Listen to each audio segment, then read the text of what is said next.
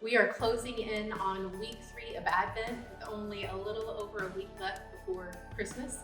And week 3 was focused in on joy. What is joy? Joy means to rejoice or to have extreme gladness. Joy, like hope and peace, is based in the very nature and character of God. It is not based on circumstances. Praise God for that. But it is based in who the Father is. You look at the story of Jesus' coming and even the announcement of his birth. Joy is flooded into the pages of the Gospel of Luke.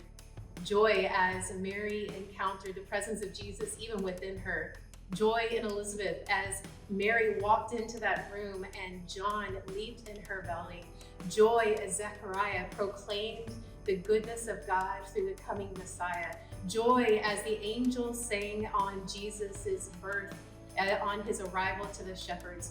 Joy was felt. But that's not the only place that we find joy. Hebrews was written to the Jewish believers who were facing great persecution. They had been imprisoned. Many had been beaten, had lost their belongings, not lost, they had their belongings stolen. Simply because they were following Jesus and they were considering going back to the old ways, to the Old Testament ways, and turning away from Jesus. And so the book was written to them to encourage them to press on. But in Hebrews chapter 12, in verses 1 through 3, it talks about Jesus. It talks about the joy that was set before him. It says, "For the joy set before him, he endured the cross, scorning his shame, and sat down at the right hand of the Father." And it goes on in verse 3 and it says, "Consider him who endured so much so that we will not lose heart." I love that. For the joy set before him. I don't think we'll ever comprehend that. For the joy set before him, he endured the cross. It wasn't happiness. I don't know that anyone went to the cross happy. It wasn't through having fun or everything going right around him. In fact, on that night that Jesus was betrayed and arrested, he asked the Lord, "Is there any other way that we could do this? But not my will, your will, Lord." And so it says, for the joy set before him, the end goal that was set before him was reconciliation for us with the Father. It was restoration and salvation and freedom. That was the joy that was set before him. And because of that, he endured it, he pressed on, and he accomplished the goal. And so Hebrews says, consider him.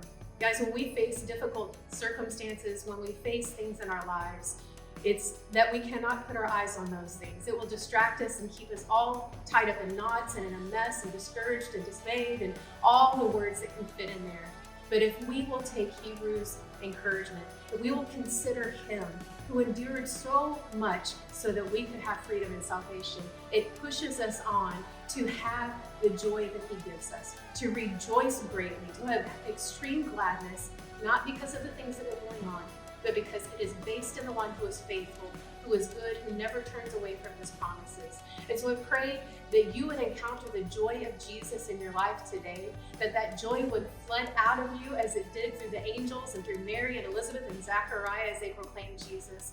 May you sit and live and exude the joy of Jesus in your life.